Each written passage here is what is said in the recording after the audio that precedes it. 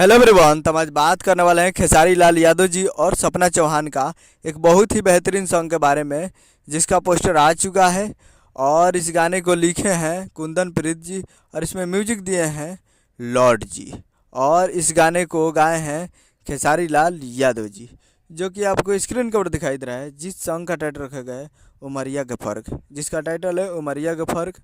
और वीडियो में है खेसारी लाल यादव जी और सपना चौहान जी, फिट में है सपना चौहान जी।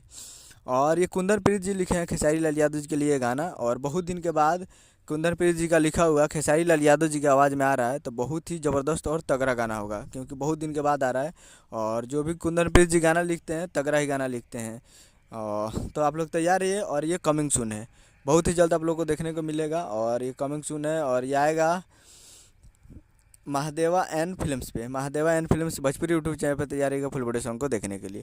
तो उम्मीद करूँ कि वीडियो चला तो चैनल को सब्सक्राइब करें, बेल आइकन प्रेस करें, ताकि इससे खेसारी लाल यादव जी के लेटेस्ट मिलता है। वीडियो चला और वीडियो को एक लाइक कीजिए, चैनल को सब्सक्राइब कीजिए।